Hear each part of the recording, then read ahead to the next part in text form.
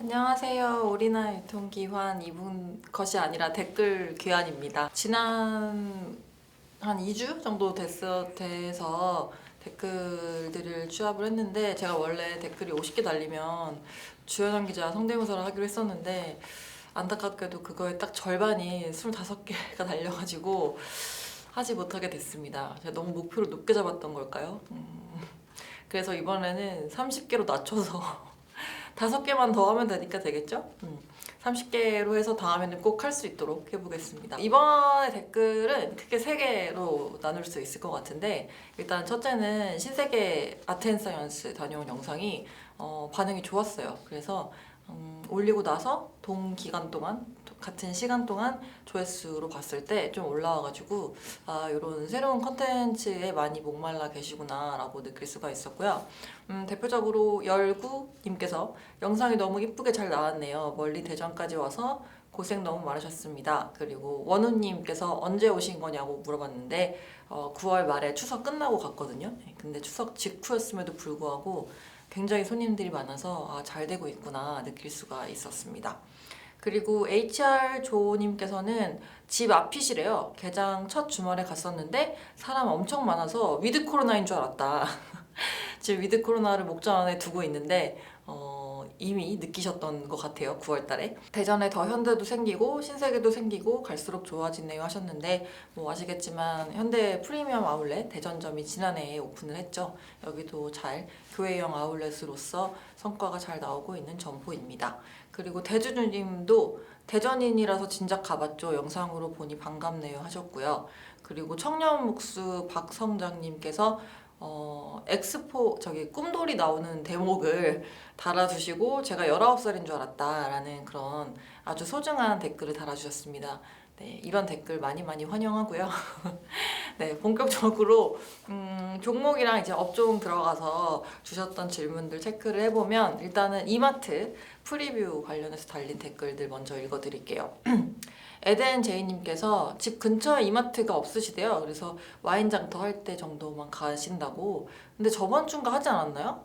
김세련 연구원이 한다고 저한테 막 메신저로 신나서 얘기했던 게 기억나는데, 마냥 싼 게 아니라 가격별로 라인업과 스토리가 다양하다.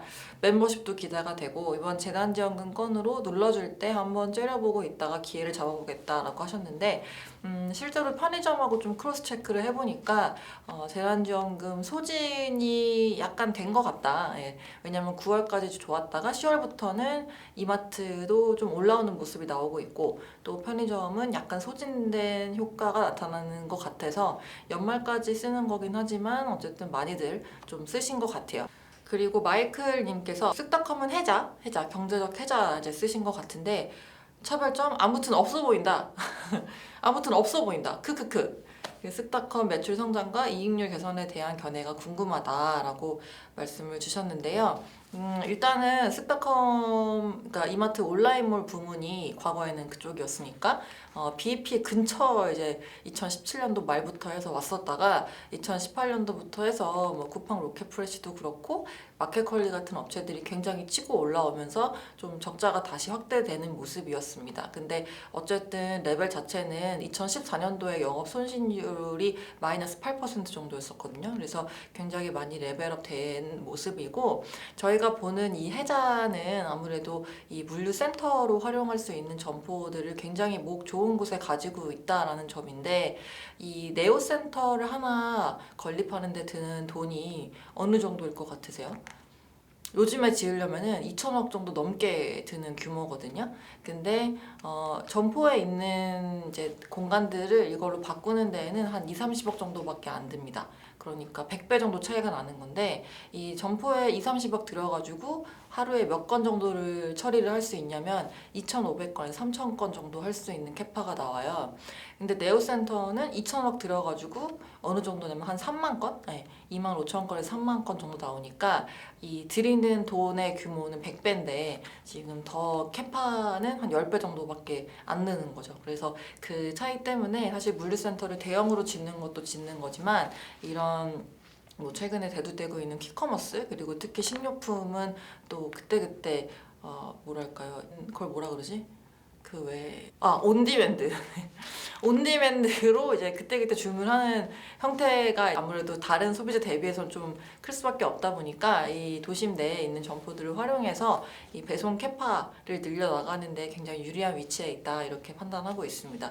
요새 아시겠지만 물류센터 부지도 되게 비싸지고 있고 또 허가받고 뭐 하려면 시간이 걸리다 보니까 폭증하는 물량에 대응하기가 어려운데 이런 점포 네트워크는 굉장한 강점이다 이렇게 보고 있고요. 그래서 올해 PP센터 통해서 한 13개의 점포들 PP센터 통해서 한 39,000건 정도가 추가될 거라고 전망이 되고 있고 이베이까지 인수가 완료가 되면 그때 좀 더 4분기 말이나 아니면은 내년 초에 좀 더 많은 계획들 그리고 청사진을 공유 가능할 것으로 전망을 하고 있습니다.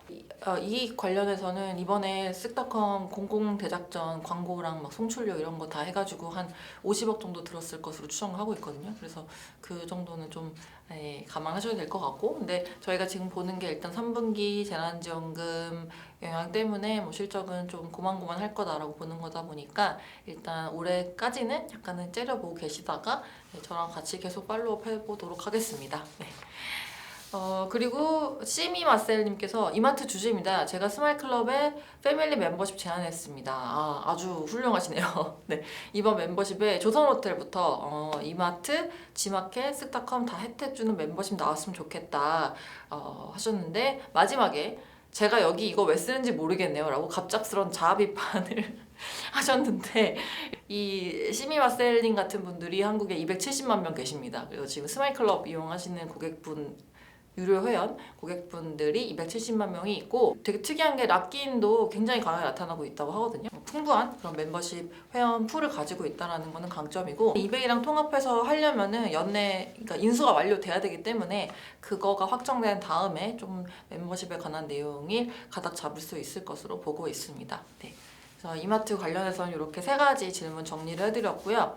그 다음에 아모레퍼시픽 프리뷰 관련해서 댓글 다른 게 이제 화장품 내용이 이제 많이 달렸어요. 그래서 호인님께서 주 내용은 이제 미국 쪽 같은 경우 답보 상태인 것 같다. 미국은 우리나라 업체 말고 다른 나라 ODM 업체가 많이 하는 것인지, 그리고 이게 뭐 단순히 미국 진출 업력이 짧아서 그런 것인지, 미국과 중국 둘 다 좋으면 주가 날아갈 텐데 아쉽다라는 말씀 주셨는데 좋은 질문, 이건 정말 좋은 질문인 것 같아요. ODM들 회사들이 분포되어 있는 이제 국가별로 봤을 때 아시아 지역이 거의 한 50% 넘는 수준이고요. 그다음에 의외로 유럽이 한 18에서 20% 되고, 그리고 미주 지역이 한 10% 중반 정도 되고 있습니다. 자체 생산 비중 높은 게 있냐라고 하셨는데 맞아요. 그 설화수나 아니면 후 같은 그런 중요한 브랜드들은 이게 굉장히 중요하고 또 브랜드 이미지가 중요한 그런 품목들이다 보니까 외부의 생산을 안 맡깁니다. 우리나라 ODM들이 뭐 가끔 가다가 굉장한 명품 브랜드들의 뭐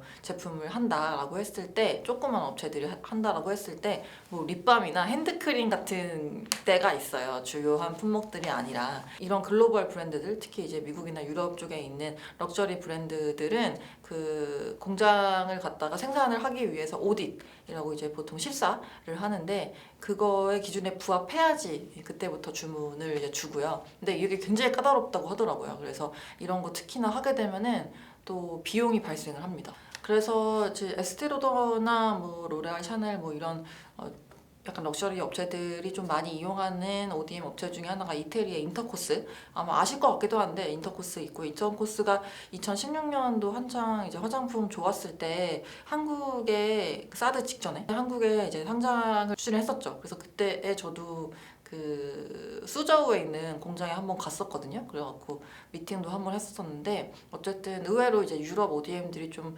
강세를 보이는 부분도 있다. 그런 품목들도 있다라는 거고. 그래서 ODM 업체들은 뭐 일본의 뭐 코스모 뷰티라는 업체도 있고, 그리고 이태리의 크로마비스, 그 외에 뭐 인터코스, 뷰케이는 이제 미주 쪽이고요.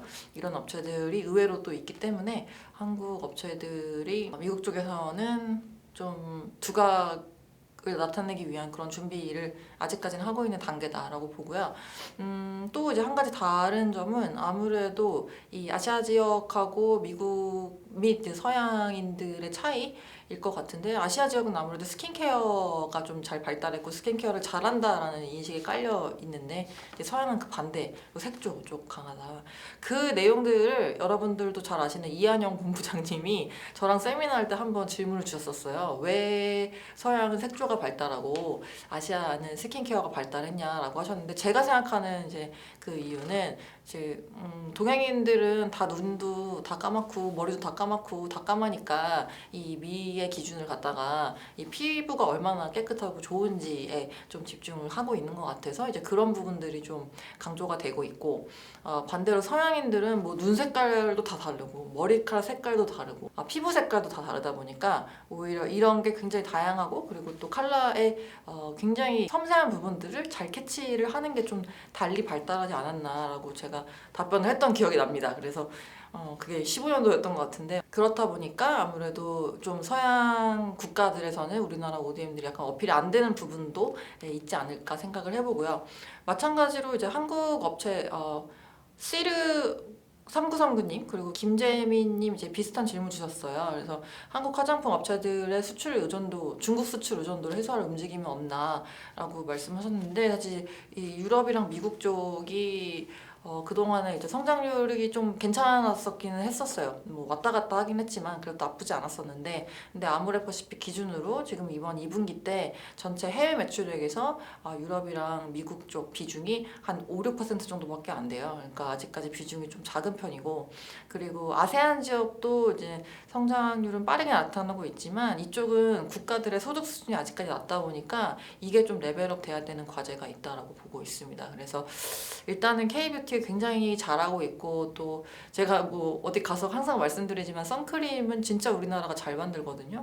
제품은 정말로 좋은 거는 맞긴 한데, 근데 중국 외에 일단 다른 국가들로 좀 확산하는 데에는 여전히 좀 시간이 걸리고 있는 상황이 아닌가라고 말씀드리고 있고, 그리고 김재민 님이 이제 중국 시장 의존도 큰 것도 지적하시면서 이제 셀링 파워가 왕홍이나 뭐 타오바오 등에 있다 보니까 단가가 좀 무너지고 있는 게 문제인 것 같다. 그래서 브랜드 가치가 하락해서 해답 중 하나는 D2C, 그러니까 그쪽에 의존하지 않고 이제 브랜드 업체가 직접 유통하는 쪽으로 가는 게 브랜드도 지키고 그리고 가격 레벨을 무너지지 않게 하는 요소로 작용하지 않을까라고 좋은 댓글 달아주셨습니다. 화장품 수출 7년 차 하고 계신데요. 근데 이제 로고 지금 프로필 사진에 SM 오빠라고 되어 있네요. 네, SM 오빠는 뭐지? 그 다음에 기타 질문 두 가지 이제 재밌는 게 있어갖고 두 개 하고 마무리 지면, 우리 장원님, 저희 되게 오래되신 귀한 분이신데 CJ ENM이 SM 분할합병 하는 커버리지 아니라서 말씀드릴 수가 없네요. 안타깝습니다. 여기 아마 CJ 오쇼핑이 ENM이 들어가가지고 질문 주신 것 같은데 커버리지가 아니고 SM 뭐 특히나 엔터가 담당하고 있다 보니까 너무 죄송합니다. 네. 그리고 염의섭님께서 유통기한 져서 이북은 출간 안 하세요? 정말 많이 받았던 질문인데, 백아북스 출판사 관계자 여러분들 제발 봐주시고 출간 좀 해주세요. 이북으로 부탁드립니다. 꽤 많은 분들한테 의외로 질문 많이 받아가지고 이북 보시는 분들 많다라고 생각이 들더라고요. 네. 저는 오늘 SBS 갔다 왔고, 어제는 한국경제TV의 경제전쟁꾼이라는 프로그램에서 연블리 이사님이랑 김동완 소장님이랑 그다음에 김탁 오빠하고 그다음 박종대 위원님하고 같이 녹화를 하고 왔는데, 굉장히 재밌게 잘 마치고 와서 이번 금요일 저녁 8시에 방송된다고 하거든요.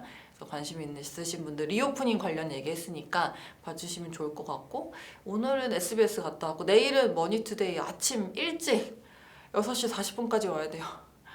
방송할 것 같아요. 계속 요새 리오프닝 때문에 좀 부르시는 분대가 많아졌네요. 댓글 타임이 이렇게 좀 소통하니까 좋은 것 같아요. 그쵸? 그래서 댓글 많이 달아주시고 좋은 하루 보내시고요. 오늘도 추위 조심하세요. 안녕히 계세요.